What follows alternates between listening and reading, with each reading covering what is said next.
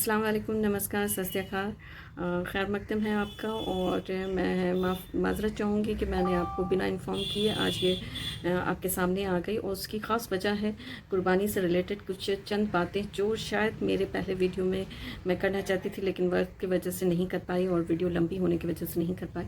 सबसे पहली बात कि लोगों के बीच में कुर्बानी को लेके, ख़ास तौर से कुछ लोगों के बीच में कुर्बानी के बारे में लेके काफ़ी सारी गलत फहमियाँ हैं कि इसकी वजह से जानवर हलाकत में होते हैं, उनको बेवजह तरीके से ज़बह किया जाता है और ये किया जाता है, वो किया जाता है। तो मैं यही सारी कुछ बातों को लेके सामने आई हूँ। सबसे पहले तो मैं बता दूँ, कुर्बानी में जो 3 हिस्सा डिस्ट्रीब्यूट करने का सिस्टम है, उसके ऊपर काफ़ी लोग ये सोचते हैं कि हम गोश्त निकाल रहे हैं, हिस्से का पिचौनी निकाल रहे हैं और एक्स्ट्रा पार्ट्स निकाल रहे हैं, तो वो इक्वल हो गया। जी नहीं, 3 हिस्सा का मतलब होता है कि अगर आप कलेजी है, 1 किलो कलेजी है, तो 1 किलो कलेजी का 3.50 ग्राम जो हुआ वो अलग होगा, सेपरेट होगा, वो कलेजी तक भी सेपरेट होगा, हर एक चीज़ की हिस्सा बराबरी से होगा। अगर आप वो हिस्सा नहीं खाना चाहते, जैसे आप स्टोमक नहीं बनाना चाहते, आप पूरा सिरा किसी को देना चाहते हैं या पूरा उसका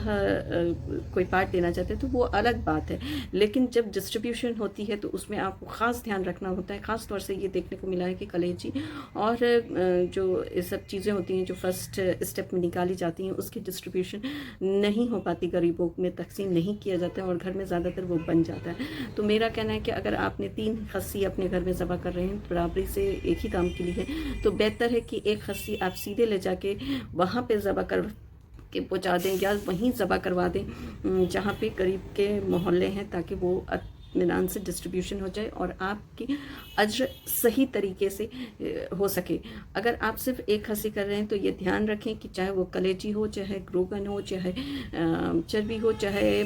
कोई भी चीज़ हो, हर एक चीज़ का 3 हिस्सा होना है। ये नहीं कि टोटल गोश्त इतने का था और इतना गोश्त में इतना मैंने निकाल दिया, ऐसे नहीं होता। गोश्त हो, चाहे हड्डी हो, चाहे वो खाल हो, तो हर चीज़ का 3 हिस्सा होता है। खाल आप दूसरे को दे रहे हैं तो ये अच्छी बात है, ताकि वो गरीबों में काम आ सके, या मदरसे में आप दे रहे हैं, बहुत अच्छी बात है। लेकिन अगर आप उसका हिसाब निकाल रहे हैं और ख़ुद कर रहे हैं, तो आप ध्यान रखें कि या उतने अमाउंट का आपको गरीबों में तकसीम करना है, या वो पूरा आप दे दें या पूरा अमाउंट दे दें। ज़्यादातर लोग खाल तकसीम ही कर देते हैं। उसी तरह से पचौनी होता है, सीरा होता है, ज़्यादातर लोग ये सारी चीज़ें तकसीम कर देते हैं। लेकिन अगर आप बना रहे हैं तो आप ध्यान रखें कि सिर्फ गोश्त का हिसाब नहीं, कलेजी, गुर्दा, हर एक चीज़ का हिसाब है। बहरहाल ये हिसाब के बाद मैं उन लोगों के लिए ये बात कहना चाहती हूँ कि जो लोग नॉन वेजिटेरियन अपने आप को वेजिटेरियन अपने आप को बोलते हैं और मुखालफत करते हैं कि वेज को खाना चाहिए, नॉन वेज को नहीं खाना चाहिए। पहली चीज़ कि कोई भी चीज़ जो भी हम खाते हैं वो सब में लाइफ होती है। कोई लाइफ में बोल पाता है, कोई बेज़ुबान होता है, बोल नहीं पाता। जो आप अनाज खाते हैं, चाहे वो एक एग्जांपल ले लीजिए, चावल हो, चाहे दाल हो, चाहे गेहूं हो, चाहे कोई भी तरह की चीज़ हो, तो आप कहते हैं कि अरे यार तुम लोग अंडा खा गए, तुम लोग ने बच्चे खा गए और ये खा गए और ऐसे कर दिया। तो मैं उन लोग को कहना चाहती हूँ कि हम तो दिन भर में सिर्फ 1 अंडा खाते होंगे या मुश्किल से 2 खाते होंगे, लेकिन आप जब ये दाल खाते हैं, राजमा खाते हैं या कोई चावल का या गेहूँ खाते हैं, तो आप इमेजिन कीजिए कि वो प्लांट जो आपको जीवन देता है उसकी ही बच्चे, क्योंकि हर सीड प्लांट का बच्चा है, उसी से आगे फसल निकलती है, वो एक बच्चा है। तो आप एक लुकमे में कितने बच्चों को खा गए। तो ये सारी बातें मुखालफत करना और किसी को नीच दिखाना बंद करें। सब अपने अपने जगह पे अपने तरीके से अपना अपना हक है उनको अपनी लाइफ स्टाइल को चलाने का। मेरा ही बेटा ही डोंट ईट, मेरा अपना भाई, मेरी अपनी बहन, दे आर कम्प्लीटली वेजिटेरियन। एक तो कम्प्लीट वेगन है, वो दूध तक नहीं पीता, पनीर तक नहीं खाता, बिकॉज उससे फील होता है। लेकिन देन सोया खाता है,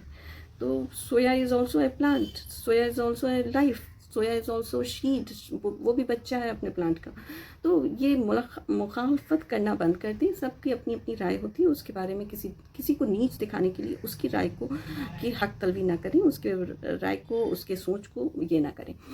इस्लाम में कोई भी चीज़ हद से ज़्यादा खाना, हद से ज़्यादा उसको यूज़ करना या हद से ज़्यादा स्टोर करना मना है। इसी वजह से जो हो सिस्टम हुआ सड़ने का, स्टार्ट होने का, सामान ज़ाया होने का, वो सिस्टम स्टार्ट हुआ मूसा अलैहिस्सलाम के दौर में, जब उन्होंने अपनी इज़राइलियों को लेके, अपने जितने फॉलोअर्स थे सबको लेके, जब वो करने निकले काफ़िला को लेके, और खाने की कमी होने लगी, और जब अलग से उन्होंने अपने काफ़िले के लिए और अपने भाइयों के लिए है, अपने लोगों के लिए खाना मांगा, तो रब की तरफ से ऊपर से है उनको खाना आने लगा, और उस खाने को अल्लाह ने हमेशा, और मूसा अलैहिस्सलाम ने हमेशा ये कहा कि भाई इस खाने को आप खाएं और सेफ ना करें, बचा के ना रखें। लेकिन लोगों ने ये सोचा कि पता नहीं अभी तो आसमान से खाने उतर रहे हैं, पता नहीं बाद में उतरेंगे कि नहीं उतरेंगे। इस डर से उन लोगों ने उसका ज़ख़ीरा करना शुरू किया, उसकी अमाउंट को सेव करना और उसको रखना शुरू किया, और वो खाने 2 दिन के अंदर सूख भी गए, ख़राब भी हो गए, सड़ भी गए, और अल्लाह की तरफ से नेमतें आना भी बंद हो गई। तो ये एक सिस्टम वहाँ से स्टार्ट हुआ कि जब आप कोई भी चीज़ को सेव करते हैं तो अल्लाह उसे सरा देता है। इसका एक और चीज़ है कि अगर इंसान के जिस्म से मरने के बाद बदबू और उसके सड़ने गलने का प्रोसेस नहीं स्टार्ट होता, तो इंसान इतना लालची है कि वो अपने किसी भी प्यारे को कभी दफन नहीं करता, कभी जलाता नहीं, कभी अपने से दूर नहीं करता, वो हमेशा उसको लेके चलता जैसे भी हो। तो ये सिस्टम अल्लाह की तरफ से किया गया, ये बताने के लिए कि कोई भी चीज़ की आप ज़ख़ीरा ना करें, उसको जमा ना करें, उसे यूज़ करें, और उतने ही को कत्ल करें, उतने ही को आप ज़बह करें जितनी की आपको ज़रूरत है। ये नहीं कि आप शो करने के लिए बड़ा से बड़ा जानवर कर लिए और खाने वाले 2 इंसान हैं और बाकी वो ख़राब हो रहा है, तो वो भी गलत है। तो पहला चीज़ ये। दूसरा चीज़ कि दूसरे लोगों को मैं एक और बात बताना चाहती हूँ कि लोग ये सोचते हैं कि कुर्बानी क्या है। तो कुर्बानी बेसिकली अल्लाह ने एक ऐसा निज़ाम कायम कर दिया लोगों के बीच में कि इस कुर्बानी के वजह से एक ऐसा गरीब जो इंसान शायद साल भर तक गोश्त ना खा पाता हो, उसके महंगाई के कारण या जो भी रीज़न के कारण, वो इस वक्त में इज़्ज़त के साथ गोश्त खाता है और उसे गोश्त तकसीम में मिलती है, और ये उसका हक़ है। और इसी हक़ के लिए ही कुर्बानी का दूसरा मकसद है। एक तो मकसद ये है कि कुर्बानी याद दिलाने के लिए कि कुछ तुम्हारा नहीं, सब अल्लाह का है, और अल्लाह के नाम पे हर चीज़ को कुर्बान करने के लिए रेडी रहना चाहिए, चाहे वो तुम्हारा अपना बच्चा क्यों ना हो, और ये जज्बात रखनी चाहिए। दूसरा कि इसके ज़रिए से वो गरीबों में तकसीम होना और उन गरीबों तक वो चीज़ पहुंचना जो शायद उन्हें साल भर नहीं मिल पाता। आप इसका देख लीजिए कि अब जब हम 1 रुपये भी देते हैं किसी गरीब को, तो हम ये सोचते हैं कि चलो 1 रुपये का वो, और हमेशा मैं ये बात रखती आई हूँ कि आप 1 रुपये का वो खाना खाएं, और हमेशा मैं ये बात रखती आई हूँ कि आप ये सोच के साथ कभी भी किसी गरीब को नहीं दें, क्योंकि अगर आप 500 रुपये कमाते हैं, आप भी ख्वाहिश रखते हैं कि मेरा बच्चा 5 रुपये का चॉकलेट खाए, और ये आपका हक़ नहीं कि आप डिसाइड करें कि वो गरीब उसका चॉकलेट खाएगा या वो गरीब उसका अनाज लेके जाएगा, क्योंकि उसके बच्चों के भी अरमान हैं, उसकी अपनी भी ख्वाहिशात हैं, और वो बेहतर जानने वाला है कि उसको अपना घर कैसे चलाना है। बहुत सारे लोग ऐसे सोच रखते हैं कि मैंने दिया, अब ये खाना जाके नहीं खाएगा, अब ये कर लेगा, वो कर लेगा। हाँ, जहाँ वो चरस गांजा या ड्रग्स ले रहा है वहाँ तकसीम ना करें, लेकिन जहाँ वो शौक़ रख रहा है कि भाई मैं अपने बच्चे की शादी अच्छे से करूँ, या मैं अपने चीज़ों को बेहतर तरीके से पेश कर सकूँ, और उसके लिए वो मांग रहा है, तो जैसे मैंने हमेशा अपने वीडियोज़ में कहा है, मांगना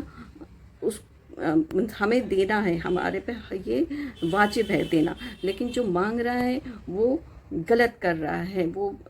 उसको उसकी सज़ा मिलेगी, वो रुसवाई में है, उसको अल्लाह उसके लिए अलग तरह से ये करता है, क्योंकि वो अल्लाह कभी नहीं पसंद करता कि कोई भी इंसान किसी दूसरे से मांगे, वो हमेशा पसंद करता है कि उससे ही मांगा जाए। लेकिन जो गरीब फ़कीर होते हैं वो मांगते हैं, तो आपका हक़ है कि आप पे हक़ नहीं, आपका वाजिब है कि आप उसको दें, और उसके ऊपर है कि वो क्या कर रहा है। और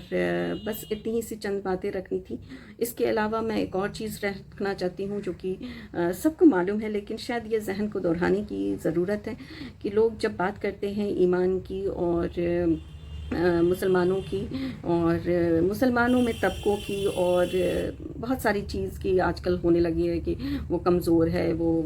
لوئر ہے، یہ ہے، جو کہ پہلے کبھی نہیں تھا، نہ کہیں دور دور تک اس کی نام و نشان تھی۔ تو میں آپ کو پھر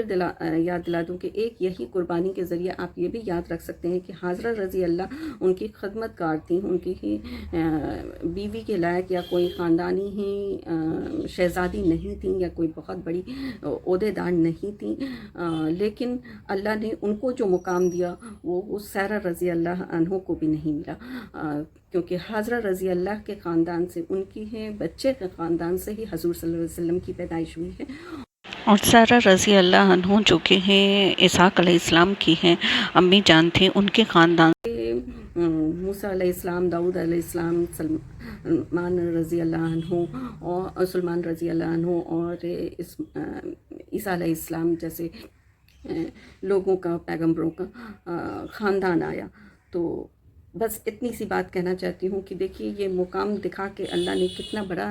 ہمارے سامنے اگزامپل رکھا ہے کہ کوئی تمیز نہیں، کوئی خدمتگار نہیں، اللہ کے نظر میں کس کا عہدہ کب کتنا بڑا ہے یہ آپ نہیں جان سکتے، یہ ہم نہیں جان سکتے، اس کا ہمیں حق نہیں ہے ڈیسائیڈ کرنے کا۔ بہت بہت شکریہ آپ لوگ کا شامل ہونے کے لیے۔ اللہ حافظ، شب بخیر۔